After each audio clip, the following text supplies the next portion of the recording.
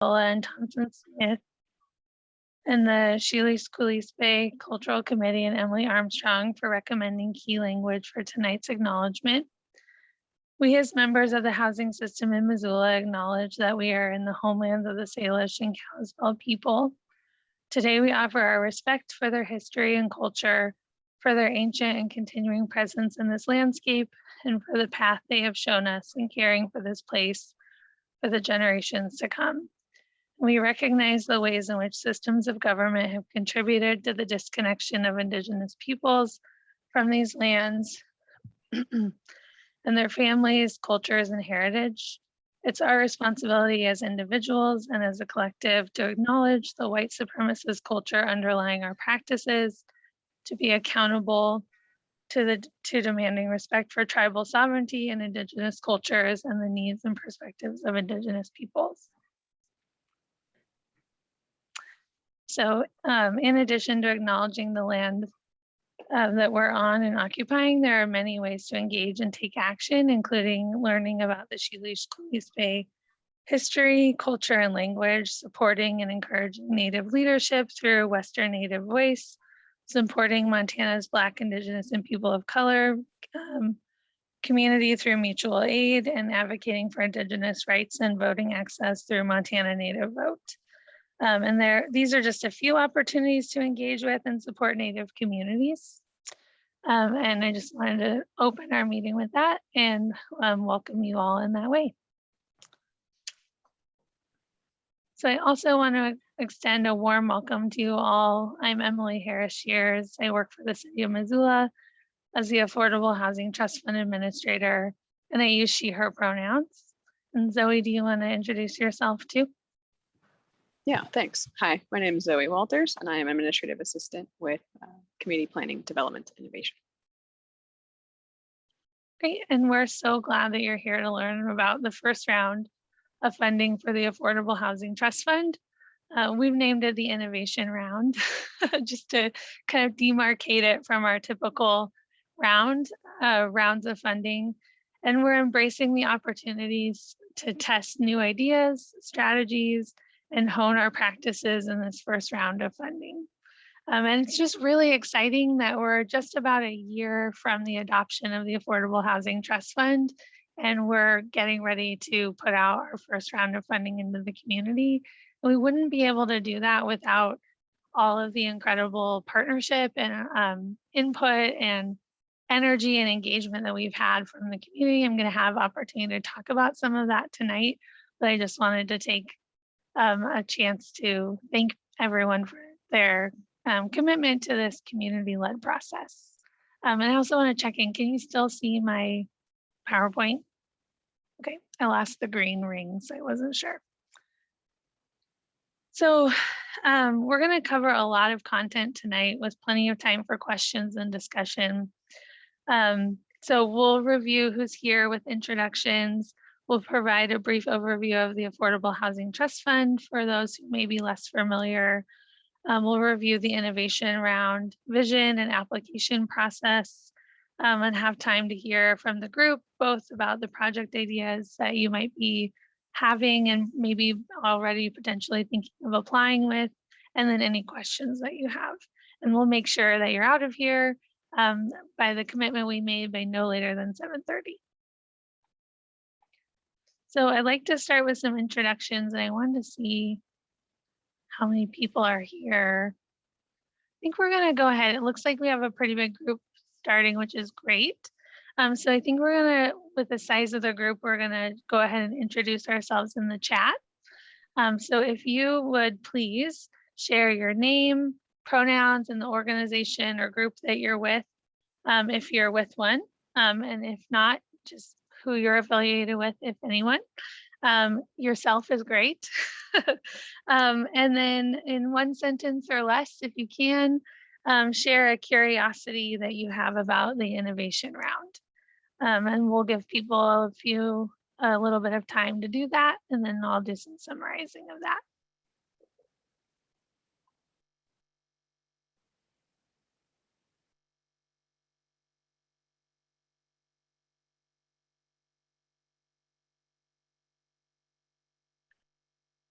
And I guess with the silence, I am a social worker, so I can sit in the silence, but I don't know if others can. If anyone wants to pop in too, we could do a couple of pop-ins too. If anyone wants to pop in and introduce themselves. You know, I'm gonna do that because I'm having trouble navigating where to do the chat. Great. I'm Bob Oakes. I'm with North Missoula Community Development Corporation. He, him, his are the pronouns that I use. But I also like to use we, us, and ours. Thanks, Bob. Do you have any curiosities about the innovation round? I have curiosities about many things. Not so much about the initiation round, but other stuff like what the schedule is going to be. Is there going to be an opportunity for off-cycle applications, stuff like that? Got it. Thanks. Great.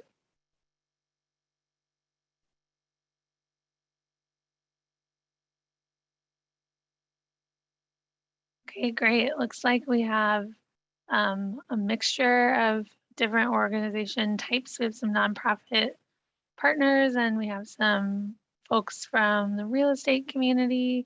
And it looks like there are questions about how the funds can be used, types of projects, which we're definitely going to cover tonight. And different, just trying to, this is hard because I keep moving. Yeah, just curious about ways to help with housing and what kinds of concepts we might have in mind. So, and other ways to assist clients with more information. So great. Good news is I think we're going to cover a lot of this. And if we don't cover it, there's time for questions. So this is great. And I'm really glad that you're here. If there are things, so we'll have time for questions at the end. But if there are things that feel like you need clarification in the moment, you can put them in chat. And Zoe and I will try to monitor those if that works as a way to kind of manage. Great. Well, we're glad you're here. And we're going to jump into some content because it looks like that's what people are ready for. Oh, shoot. Okay. So before we get into the funding round specifics, I want to provide some context and background about the Affordable Housing Trust Fund and how we got here. Just knowing that there might be a broad range of knowledge about the trust fund in the room or the Zoom room, I guess. So in 2019, the city of Missoula adopted a citywide housing policy known as a place to call home, and it outlines several strategies to address our ranging housing needs. And the strategies are organized into 4 recommendations that are on the screen. And they include tracking and analyzing progress for continuous improvement, aligning and leveraging existing funds, funding resources to support housing, reducing barriers and promoting access to affordable homes, and partnering to create and preserve affordable homes. And the creation of the Affordable Housing Trust Fund is a named strategy in the housing policy under aligning and leveraging existing funding resources to support housing as a foundational component. And you can see it also supports a number of the other policy strategies. So it really felt like kind of the key piece to move forward first to be able to move other housing policy strategies forward is to have the Housing Trust Fund in place. And so we're very excited in 2020 when the Affordable Housing Trust Fund was adopted last July.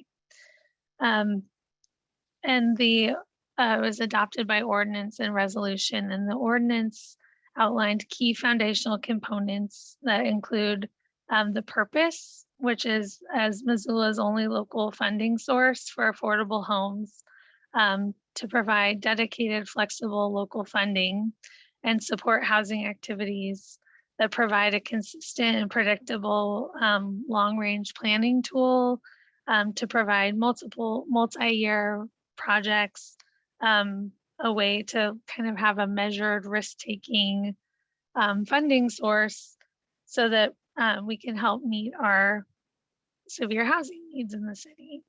It also helped establish what the trust fund could and could not do, what the uses of the fund would be. I'm going to go through some of these in more detail. And then the administration of the fund and the creation of and the function of the Affordable Housing Oversight Committee.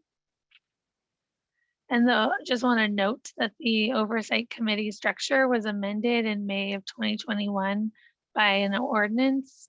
And really the Oversight Committee structure, we amended some of the administrative components, just including, we added a committee member to the structure, and we also changed the voting structure so that alternates can vote in the absence of a regular member. And we also structured how appointments are made just in the timing language. So nothing really functional, but really just administrative pieces that needed to be cleaned up, things that we learned as we were seating the Oversight Committee. And that's what the amendment addressed.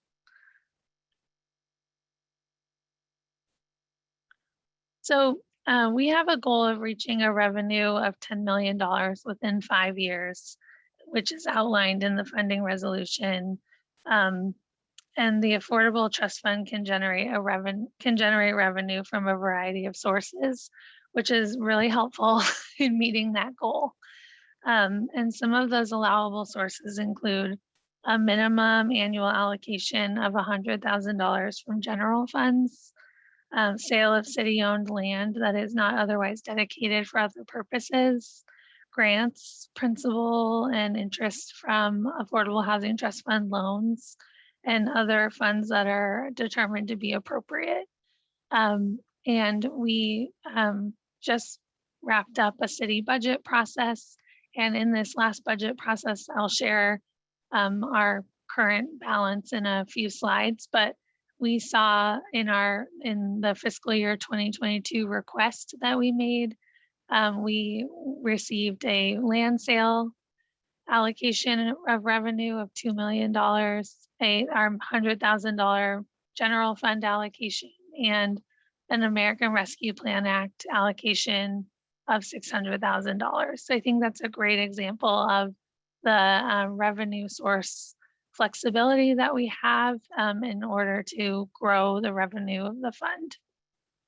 And we're very appreciative and thankful to Council for their leadership to build revenue in the fund so that we can invest in important affordable housing in the city. Oh, here it is. This is our fiscal year 2022 budget. So we had a balance of $726,000 from our fiscal year 2021 budget. Our initial seed of from the 2021 allocation was $750,000. And in the first year, we used $24,000 for a contract. So we're carrying over $726,000 from our first year into this current fiscal year. And then we will receive a $2 million land sale for the Scott Street sale. And then we will receive a $600,000 allocation from the American Rescue Plan Act. And then we will receive $100,000 in general funds. And that will bring our balance in the Affordable Housing Trust Fund for fiscal year 2022 to $3.4 million.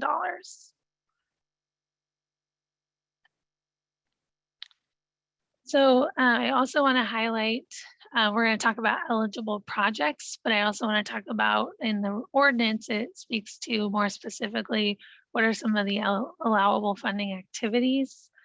And so I'm not going to read them all, but I just want to highlight that there is a great flexibility in what is allowed to be paid for out of the Affordable Housing Trust Fund. And I really appreciate the wide range of activities that are allowed, because I think that what's really important is that there's going to be a necessity for innovation and just creativity in how we approach our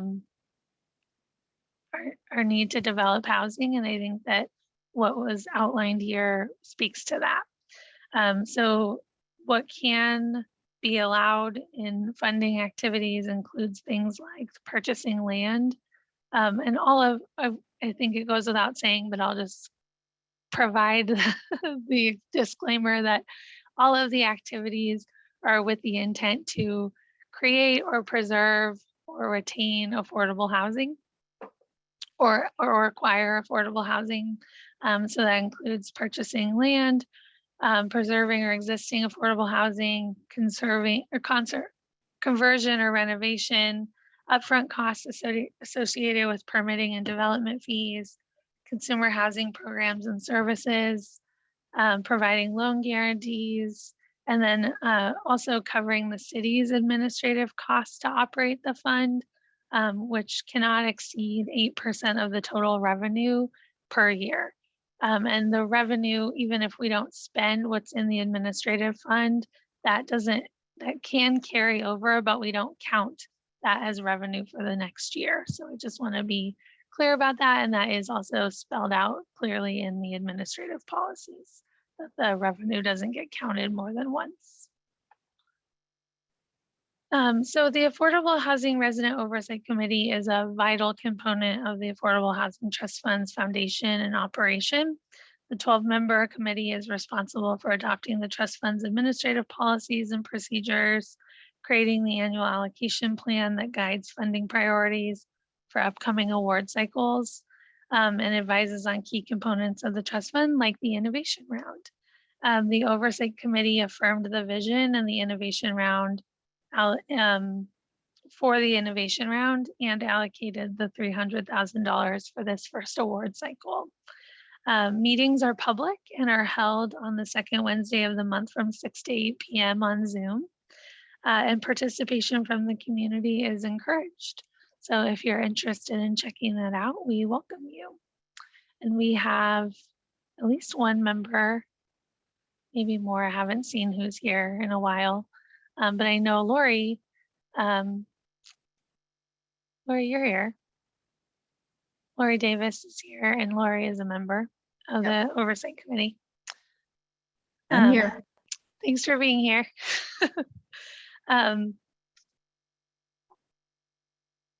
So shifting gears, probably what you're all really excited about is the nuts and bolts of the innovation round, and sharing a few of the key highlights of what we've designed and really the vision of where we started from, and why we wanted to do this. So I just want to give a quick overview of what is it and what's allowed and what's eligible in all of those pieces. I'm going to check the chat really quick and just see if there's any like burning questions. Nope. Okay. For this first innovation round, the Oversight Committee allocated $300,000 for projects that preserve or increase affordable housing in Missoula. And nonprofits and for-profit organizations and developers are eligible to apply.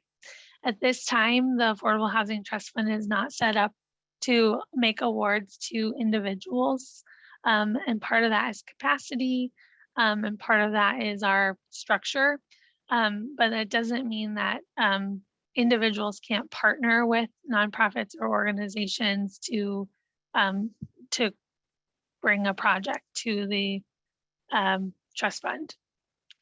And then also new and in-process projects are eligible for funding. So you don't have to bring a brand new project. It can be something that's already in process. And then we will make awards for both grants and loans. And I just want to highlight that this is an off-cycle award grant process. We will run a larger awards process in the winter of 2022, that it will be our unified application round with the Community Development Block Grant and Home Investment Partnership Funds. which we expect will be a much larger allocation. I can't tell you how much because that will be determined through the Oversight Committee's allocation planning, which will happen in the fall. But based on the award balance, we can expect that it will be larger than the 300,000, I would assume.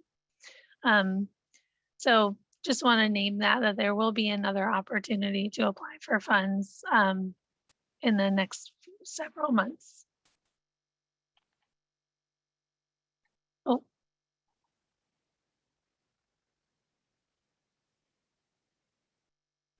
So I want to share why we felt it was important to create a funding round now. We could have waited and released funds in winter 2022, but we know that there's need now, and we wanted to respond to a community request and the need that we hear in the community, and also test some of the policies and procedures that we've written that were recently adopted by the Oversight Committee in the August meeting, and really have an opportunity to hone our processes before the unified round and really strengthen our overall approach.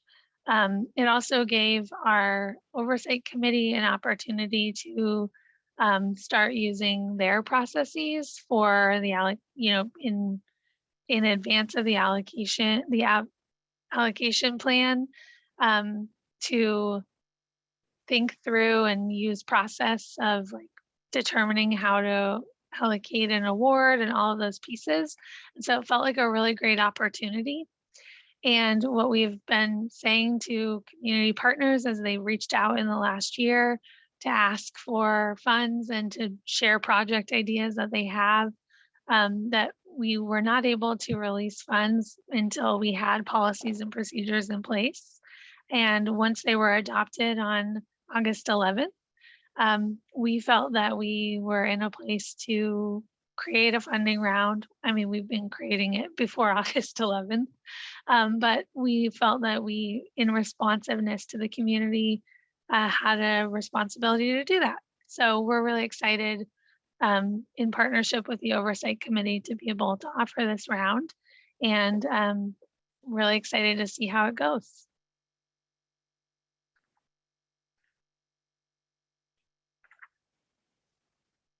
So the innovation round centers the values of the Affordable Housing Trust Fund and the overarching values in a place to call home, the housing policy, which include diversity and ensuring that our market includes housing options and resources for all Missoulians, collaboration, and really promoting and encouraging that there is opportunity for strong public and private partnerships, innovation, a commitment to the innovation and dynamic community spirit, and that people have really creative ideas and that we are supporting that through our projects, and that we're making resources available to that, and then achievability, and that projects reflect realistic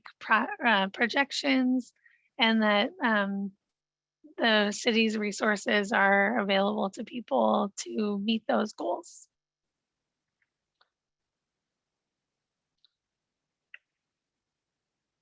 So there are several eligible project types for the innovation round. And I'm going to go through those in some detail.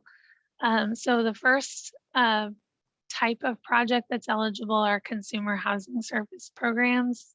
And those include financial education programs, rental education programs, homeownership education programs, foreclosure counseling, and then the Centralized Housing Solutions Fund, which supports people who are unhoused, returning back to permanent housing through creative solutions. Then we also are supporting construction of homes, both rentals and home ownership opportunities. This includes acquisition, construction, and rehabilitation projects. And then also the preservation programs, which includes small repair loans, multi-dwelling acquisition, mobile and manufactured home preservation, and the infrastructure assistance projects, and then community land trusts. And you may notice that the only project type that we didn't include is the affordable, that's named in the Affordable Housing Trust Fund policies and procedures, is the accessory dwelling unit construction. And that project we feel just needs more development. And it just doesn't feel ready to be included in this round. So that doesn't mean that if your project that you're thinking about includes ADUs, accessory dwelling units, that it would be disqualified from receiving funding. It's just that we're not including that type of project as a eligible project.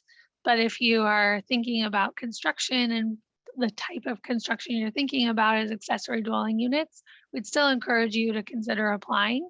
And if you need more clarification on that, reach out to me.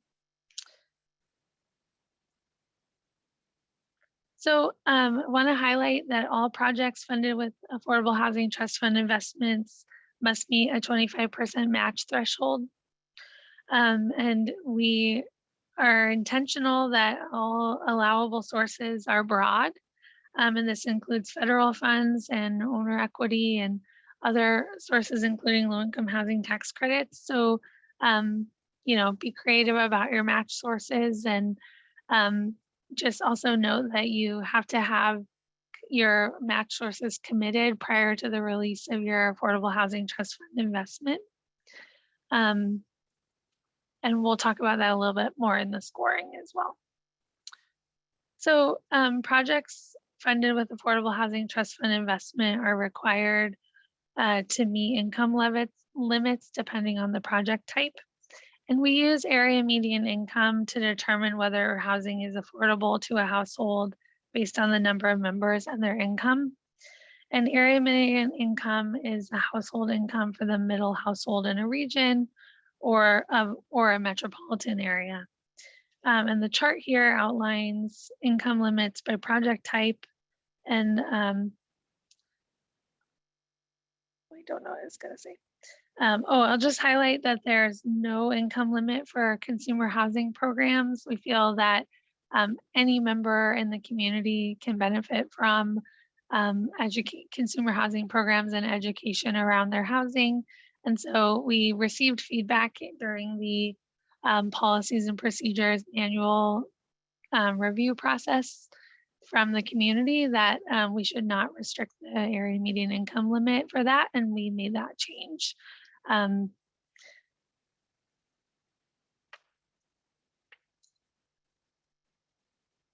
then just to highlight, so in the construction projects, home ownership projects are the area median income limit is up to or at or below 120% area median income. Rental construction projects are at or below 80% area median income. And for preservation, small repair loans are at or below 80% area median income. And then all other types in that category are at or below 120% area median income. I'm gonna check. Okay. And I just pulled this from the project guidelines, which I encourage everyone, if you haven't yet, to check out. I think they can be a helpful resource in determining whether your project is eligible for funding. But this is the Missoula area median income limits for this year, based on the AMI percentage and the household size. It's included in the guidelines as well. So we have set Engagementzilla up to be your application resource. And I'm gonna stop sharing this for a second and pull up Engagementzilla. So I'm going to show you, can you see, can someone tell me if you can see Google? Yep. Yes. Okay, thanks. So I'm going to show you, I'm sure many of you know how to go to it, but you go to engagementzilla.com. And if you're not familiar with it, I really recommend checking it out. I am an evangelist for it. I think it's really cool. And it, even if I didn't work at the city, I would still think it's really cool. So Engagementzilla is this awesome resource to share projects that are being worked on from the city. And thanks, Zoe, for putting it in the chat. And you can see all different projects that are going on that may interest you. Of course, tonight, we're really interested in the Affordable Housing Trust Fund Innovation Funding Round. You can go to it here. It's right here in the tile right here. But I'm also going to show you, you can go to City Initiated Projects, click on Affordable Housing Trust Fund Innovation Funding Round, and you're taken right to the application page. So much of what we've already covered tonight is highlighted here, just some of the key details like how much money is allocated, when are the deadlines. You can see this really cool timeline that Zoe set up that tells you like where we are in the process. And then we've put together all of your application materials are right here, so you can download them. This is the place to get your application materials. We're not sending them out or like in a email or things like that. So go here to download them. And then we've also put the policies and procedures manual here to download. I recommend reading that as well to guide your application. And then the application guidelines as well are here for you to download. So this is really an incredible, I hope, I don't want to oversell it because we created it, but I hope it's a really helpful resource for you in the application process. And the other key piece that I hope people will utilize is the ask a question feature. So as you're working through your application, as questions come up that you need guidance from us on, we're asking you to use this public platform for your questions. And if you email me questions, I'm going to put them on the public platform so that there's a transparency so everyone can see the answers. It would be just like if I was compiling them at the end of the week and putting them on the website, which would be probably the standard process we would use otherwise. So you'll ask the question. I check this daily, and then I'll respond to your question within 1 business day. And then you'll get the answer, and then I'm just gonna call on Jesse. Jesse, you can go and see, and maybe you had the same question as Bob, and then you don't have to answer, you don't have to ask, because you can answer. And if I answered Bob's question to your satisfaction, you can just get the answer and move on. And if you have an additional question, then you would ask, and then maybe it will help another person. And so we hope that this will be a great resource for you.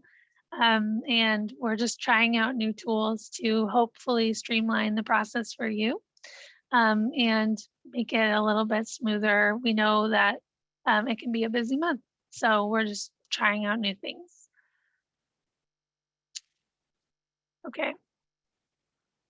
I think that's the main thing, but you can still email me and contact me, but just clarification that questions about the application will go on this page, just so people are clear. Okay. I'm gonna assume you can see the PowerPoint again. If that's not true, you should tell me. Oh wait, that's not what I wanted.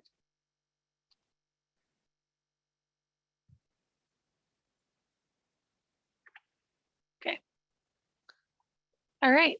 So for the actual application process,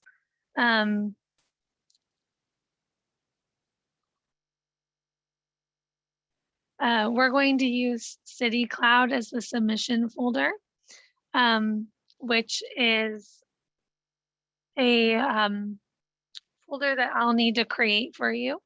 So when you're ready to apply, you need to notify me, which is an extra step. I recognize that. You just need to email me and let me know that you're intending to apply. And that's it. And then I will create an application or a folder for you for your organization, and send you an instructions on how to submit your materials. In past funding rounds for other funding sources, they did a pre-application and that sort of triggered the city cloud. But because we're not doing a pre-application, this is sort of your, I guess, pre-application, but not really. You just have to email me. And then application upload, you have to upload your application to City Cloud no later than 4 p.m. on Friday, September 24th. And a complete application packet includes the application and accompanying attachments that are outlined on the first page, that checklist page, the 2021 budget application supplement. And if you're applying for construction, then you have to do that supplement as well. And if you're not, you just skip that whole packet. And if it's helpful, I pulled up, oh, thank you for telling me you can see the slides. If it's helpful and you have questions about this, I pulled up all the documents and we can go through them. So if that's helpful, you can let me know that in chat, but I will skip it otherwise. Okay.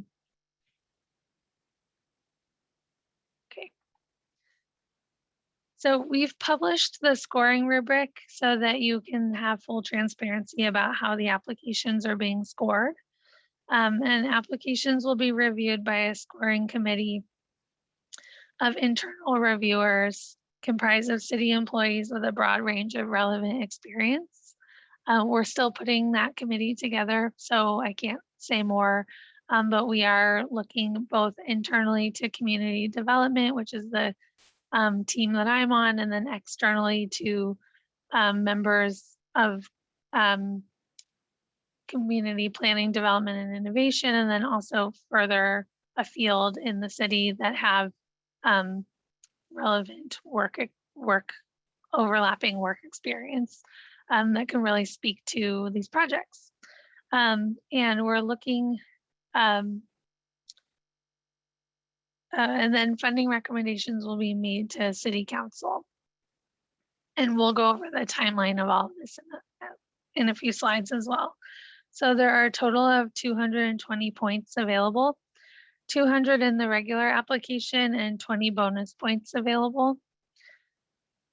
And the first scoring criteria is project design, a demonstrated knowledge of community need. I want to highlight that we name in the scoring rubric where you might find some of the reports and places where you might learn about some of the community need. So if that is a space that's newer to you, we sort of support you in that. And it's available to everyone, to all applicants. And then we also score on impact and outcomes of the project, financial feasibility, and readiness and timeliness of the project. Then staff are scoring on the committed match funds and the completeness of the application. And that really just means, do we have all the attachments and is everything in on time, or did we have to do follow-up and things like that? And then there are bonus categories for this round. And we're really trying this out. I keep framing it as like new this year, but it's all new because it's the first round. But we're trying to elevate the goals of both the housing policy and of the trust fund, and also just of needs in our community. And so if your project actively promotes preventing displacement, or is a project that really kind of harnesses innovation, things that promote diverse housing types, that promotes unique funding models or ownership opportunities, or that aligns to citywide goals like our climate action commitments or other priorities, or as a loan, then there are bonus points available. And I want to just name that there are not specific bonus questions to answer. So if your project reflects these goals, speak to how they meet these priorities in the narrative questions, not the loan. The loan is a checkbox, and we'll just know that, and that's an automatic points. But to the preventing displacement and innovation, speak to those in the narrative. And, you know, we don't need you to answer additional bonus questions. Yep. Heather, is this the page? You're muted. Thank you. Yeah, I just wanted to make sure I took a photo of that page so I had all the points on. And you said the total was 230 points? 220. 220. Thank you. And Heather, this is also on the scoring rubric. I figured as much, but thank you for letting me know. So the next piece is the application timeline. So we're here in August, hard to believe, but we are the end of August. And we're at the funding workshop. So now we're moving into September. We'll be answering questions and supporting you with your questions throughout the application process this month. But your two big deadlines in September are to notify me of your intent to apply by September 20th. And then on September 24th by 4 p.m. to submit your application materials. And then in October, these are tentative deadline or dates. Things may change, but our plan is to meet with the scoring committee the week of October 11th and make our recommendations internally, and then move toward bringing our recommendations to City Council through our committee process, and then in early November, taking it through the public hearing process and being able to move through the public hearing process and then be able to begin our contracting process based on approvals sometime in November.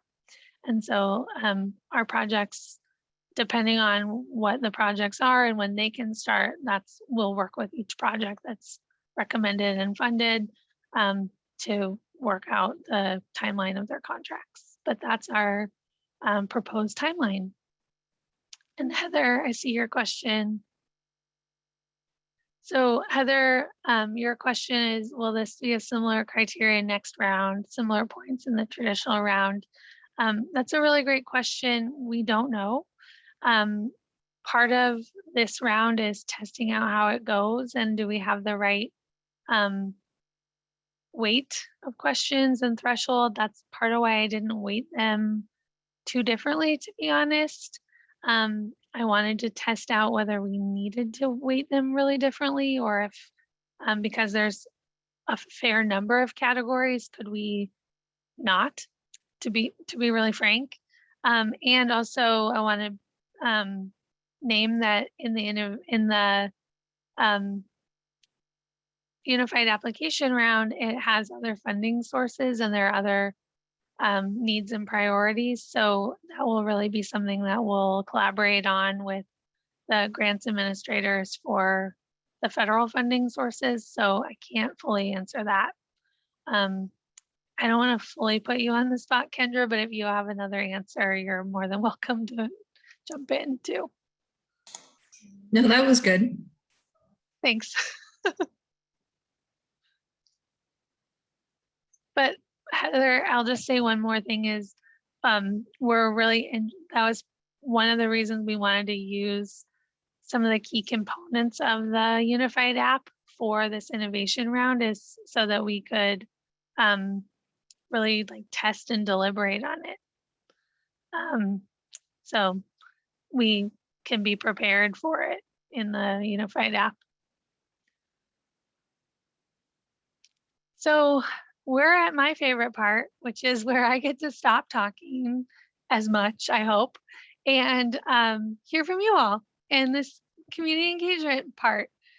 So what we're really hoping here is that we have an opportunity to hear from you all about definitely your questions, but also what kind of projects are you thinking about? What are you excited about, curious about?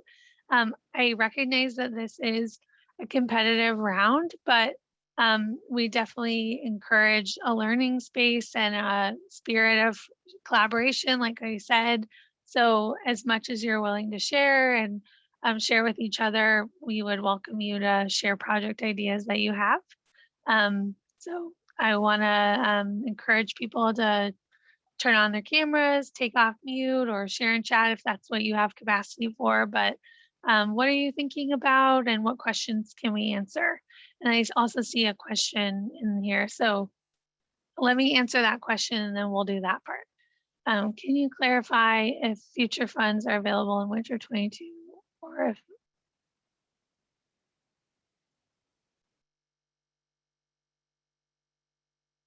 oh, okay, Ashley.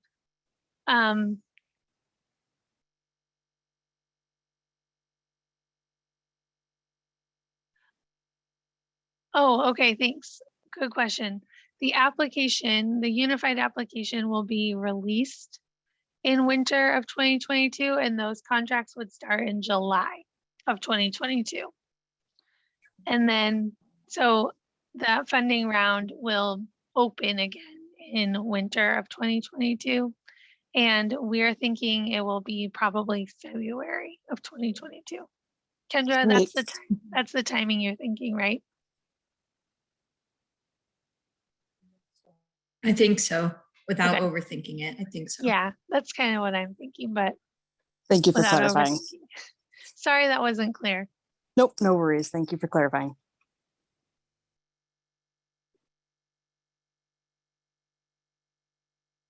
Anybody want to share? Well, Emily, great. Yeah, great information. It's only fair that you have an hour and you're the only one on talking, so I'll throw in. I do think it makes sense that you guys kind of beta test this round. I'm excited with all of the potential.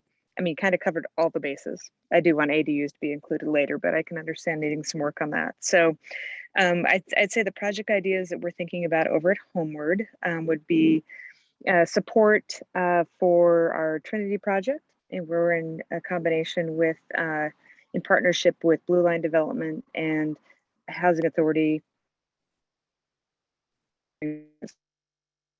for housing. And we had intended for permit fees that we deferred, kind of any and all dollars help support that. It's just a really big project. And in this market with construction, it's challenging. So there's that project, but we also have a few more of the small homes that were previously funded by the city that we'd like to find parcels for, working with MRA and the city, and maybe consider some funding for small homes and home ownership, especially if we're thinking community land trust or outright sales, because the housing and home ownership issues have become, they were already a problem, but they're outrageous at this point in Missoula. So, just trying to think outside the box on how we can approach some of those things. We'll talk to you more about that. And, just trying to be sensitive to the fact that this is a beta test in this first round, and that we could push some of those projects into the next round for kind of a more traditional ask and test. So it'd be good to hear from other people who are willing to kind of put their cards on the table and make sure that if there's a time sensitivity, that we're sensitive to whether it's because we feel like our Trinity project is a little bit like a gorilla. It can suck up all the funds and we don't want to do that. So if others can weigh in, that would be great.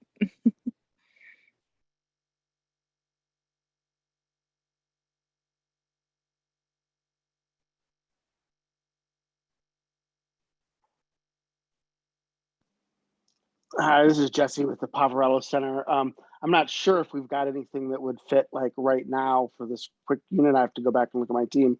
I do have not a question, and this has to do with the ADUs, and this is more Jesse with his homeowner hat on. But I'm a homeowner with, a house that could easily do ADUs. In fact, my wife and I are talking about that. We probably could put 2 ADUs in our house with the way our house is currently laid out. And I've been curious about if there's any talk about creating some lending products for homeowners or partnerships with some of the local banks that might access some of these funds to help create affordable ADU loans in the future. I'm just kind of curious about that as a idea. I mean, as a homeowner, I would jump on that. So that's just a curious question that I have. Yeah, Jesse, that's a great question. So you're highlighting why we need more development time in the ADU space. And part of it is like just this last year, we've really been focused on the foundation of the trust fund and the oversight committee and writing the policies, and not to say that the ADUs are not so vital and important. We think part of where they're going to live is in our voluntary incentives program, which we're also working on developing, but that it's just the sequencing and our timing. So that's why we decided not to include it in this round. It's not because they're not vitally important and we're not planning to include them. They will be included at future dates. It's just as we were like working through it, we're like, I can't answer that question, right? And like as the funder, we need to be able to answer that question, right? And so that's one answer. And then the other is the housing policy absolutely highlights lending tools that support ADU development, and it is our work to implement the housing policy. So I don't know that it'll necessarily be a project of the trust fund, but I think it is a broader policy of our implementation of the housing policy to broker those relationships and things like that. And so it's not necessarily in the plan at this point, but it is in our overall implementation plan. So it's not like on my work plan, but it is in my broader, like it's in my view. And I think like it's so wonderful that there's energy. I have energy around it as myself as a homeowner, and I know there are other people like it's so important and we need to harness it. And like we can't let go of it, and it's an important and essential strategy. It just in this first innovation round didn't feel like it would really be a successful strategy, and we want it to really succeed, if that makes sense. Yeah, I totally get that. And I get that it'd be complex and stuff. I just think that some of our banks in town and the credit unions could be very open to a conversation, particularly if there were some like loan guarantee options or, a match to help to encourage people to do affordable renting for their ADUs, because we could also end up with ADUs, but they're kind of bougie high-end ADUs, instead of like ones that frankly my clients can afford. And at the Poverello Center. So and a voucher preference and exactly having a connection to that is something that's absolutely key, I think, to like infill strategy that we need. So yeah, we're on the same page. Heather Harper, I'm going to challenge you to publicly testify to your idea because I know it's not all about ADUs tonight, but throw Emily a bone and talk about your ideas.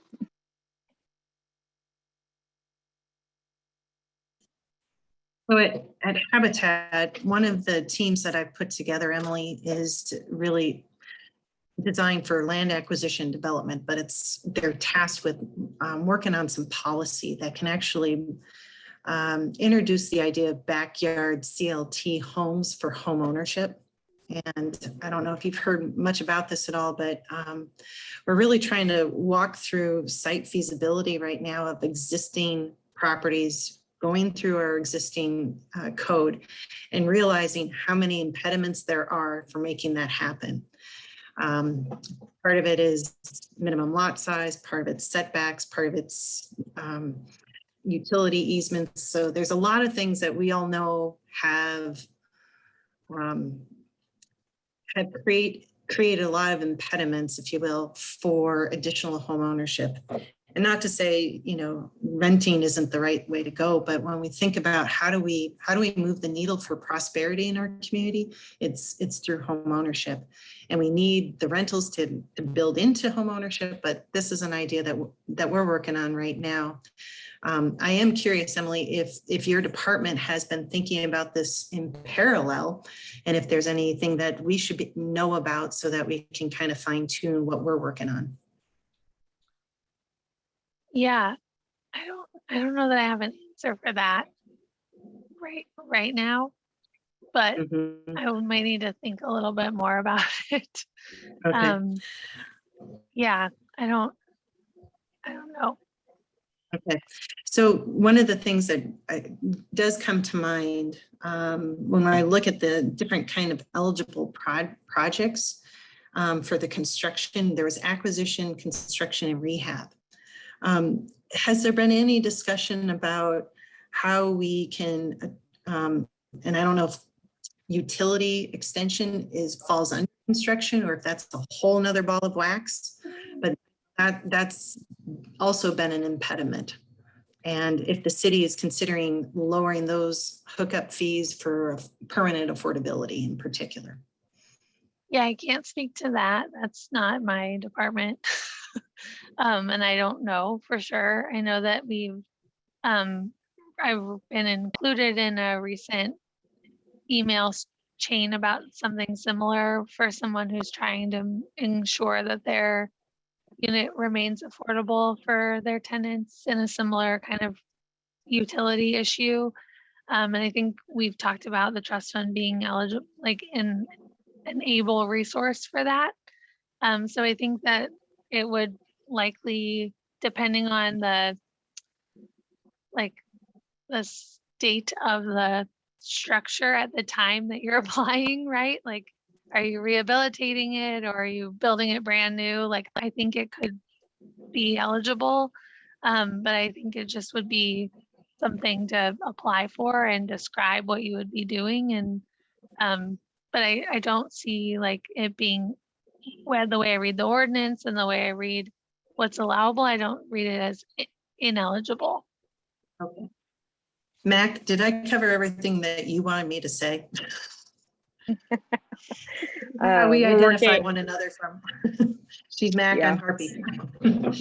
Right. The two Heathers on meetings is a challenge. I would say I'd echo, yes, you did cover everything. Heather, that was good. I'd say TIF is a really strong tool for us when we're looking at parcels that are underutilized or underserved by existing infrastructure. Say, a parcel in Emma Dickinson that doesn't have city water, that kind of thing. And so if we're outside a TIF district, it becomes a problem because there aren't those funds to build the public infrastructure to extend and tie the homes in.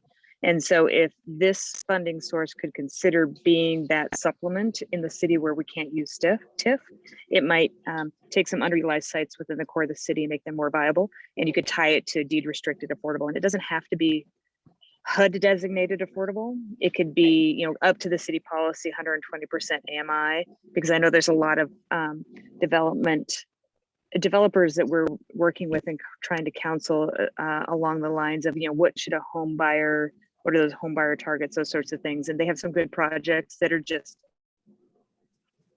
above that band hit, which would be great. We can talk about that more, but considering this public comment, that'd be great. Yeah, no, that's helpful. And I think you're right that I think it lends to that ability to like do both. And that there's a necessity to have the federal income limits and to have the affordable threshold, the Affordable Housing Trust Fund thresholds go higher. And there's a reason we did that, because there is like a need outside of that. And there's a reason why we went beyond the HUD thresholds. So I think that's something that we want to meet as much as possible. So it's something to think about too. Yeah, it's a good point. I think that I want to really be mindful of people's time and energy in the application process. And I also want to be encouraging that these are new funds, and we've written the guidelines to be the trust fund policy and procedures to be clear and direct, but also flexible, because we want this to be a flexible resource to people and to meet projects where they are. And you'll notice when you read the Affordable Housing Policy Manual, we don't say like, this is the exact loan term you have to take, or this is the exact kind of period of affordability document you'll have to use a deed restriction, right? We don't say that because we know that different projects are going to necessitate different types of need. And so like, I would just encourage that if you think that your project is eligible and you think it's worth your time to apply, like we will work with you to make it eligible if we can, if that makes sense. Because we want to see as many affordable projects be developed in the city. And we want as many people at wide ranges of income to be housed and in housing that they can afford. And that's our goal. And so we're partners in that. And I don't want you to feel like your time is wasted, but I also want to encourage you to apply if you think that the project is worthwhile, if that makes sense. And keep reaching out to us throughout this process, and we can keep checking in on those things. That's what we're here for. But I just want to name that. Yep, Heather. Okay. Are these funds limited to only within city limits, or are you looking to maybe expand it to the, let's see if I get this right, the utility district? Yeah, that's a good question. That's a good question. We have not really designated that at this point. I think we would likely use I think our typical standard is that if a project has other funds like county funding or another dedicated funding source, we may be able to fund outside of the city limits. But we haven't necessarily made that rule yet. So we've sort of been operating within city language, but we haven't made a hard and fast. And then another question I have that maybe all of us are kind of thinking about. If we apply for this first round and we're successful, does that decrease or diminish our odds of obtaining a grant the next round? No, so we haven't made any determinations about like organizations' amount that they can take in a year or anything like that. And we actually didn't make any designation about whether one project can receive multiple rounds of funding, or we didn't make any kind of declaration about that in any of our policies. So I think it would ultimately come down to the scoring committee determining whether it was viable and whether it was a priority based on the other projects. Okay, thanks. Appreciate that.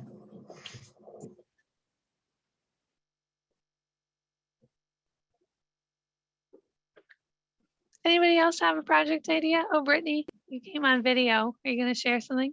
I have something that could potentially work out for an application. We have a neighbor who recently bought land that has development potential, and they approached NMCC to partner to have some of the homes be CLT homes. I should know more by the end of the week about if it's going to work out, but that's something that we have going on that could potentially line up with this timeline. Cool. Yeah. I had a call recently. I think the person's on this call, but I don't want to share their name without their permission. So I'm going to talk about it. And then if they're here, they can share if they want to. But I want to say this in case they're here. there was a person who called me earlier this week that they may have a parcel they want to donate. And they're an individual. So we wouldn't fund directly to an individual, but they could partner with the organization they want to donate it to.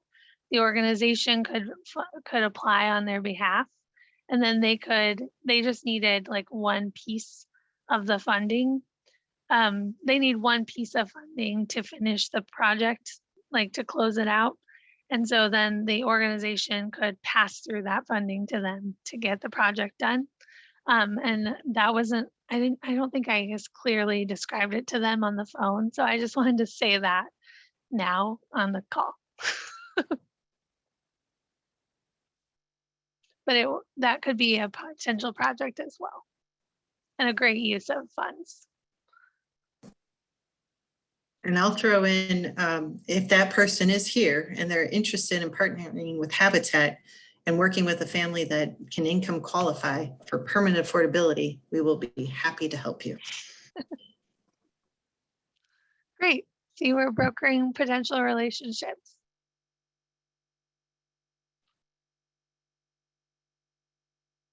That's something I'm most excited about in the trust fund, just generally, is this like community spirit that I'm just really like so excited about.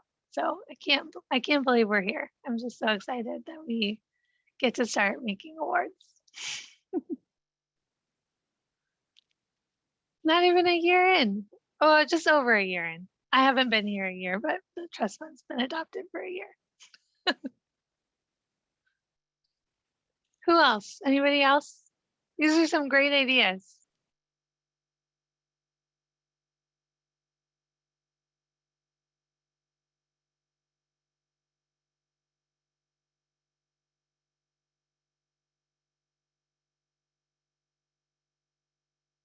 Any other questions?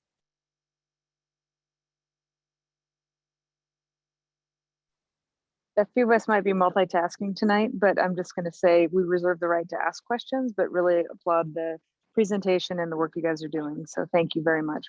We appreciate it. It's very Great, exciting. Thank you. Thanks. Has anyone had a chance to look over the materials? Did they look clear? Did you have questions about the actual materials?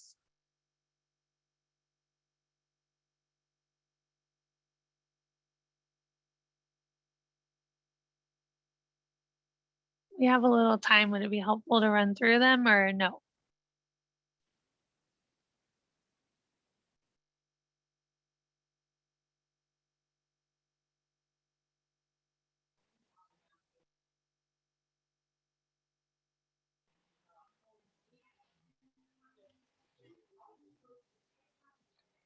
Emily? Yes. Hi, this is Andrea. Hey. How are you? Good. How are you? Good, thank you. I just was curious, and I'm assuming you might have said this, is the presentation, the PowerPoint presentation that you've provided also on the Engagementzilla website that you pointed us towards? Not yet, but it will be tomorrow. Okay, great. And the It's just a nice YouTube summary. link. Oh, good, thank you. The YouTube link will also be on Engage too. So people who weren't able to make it can watch it later. Great, thank you. All right. Well, I don't hear anything more. So do you want to go home early? Well, you might be home already, but I get to go home early. Yeah, you made it easy for us. You should go home Great. early. Well, just a reminder, are we still screen sharing? Can you still see my screen? So just a reminder, reach out throughout this month, ask questions on Engagementzilla, visit the application page, ask questions. You'll get a response within 1 business day. And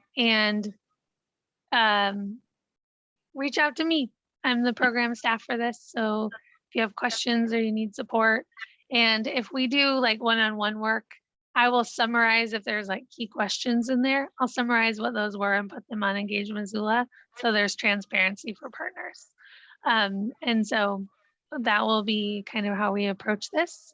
And yeah, that's kind of it. Bob, I think you have specific questions about the policy manual. And if you want to set up a time one-on-one to go over those, we totally can. Sure. Thanks. And- I just this has really been a long time coming and it's real exciting. Thanks. Yeah, I agree. Thank you. And thank you. I mean, I get to do this awesome work and I get to present it, and like, I get so lucky to be the face of it and get to do all this awesome work. But this is really community work that you all have done and that you've championed and curated and come back to the table and said, like, actually it should look like this. And you've really like stayed in it with us and with all these incredible partners, and you're incredible partners. So we wouldn't be here if it weren't for your incredible commitment to the community. So thank you for making this something that we get to implement and facilitate. So thank you so much. And with that, I think you get to go home. Good night and good luck. And I'm really excited for Thank you. the pouring process. Thank you, Emily, for making this a less than horrible evening city meeting. We really appreciate it. Thanks. Okay, good Glad to energy. hear that. All right. Have a good night. Have a good night. See you later. Take good care. Bye. Yep. Goodbye, allies. Bye.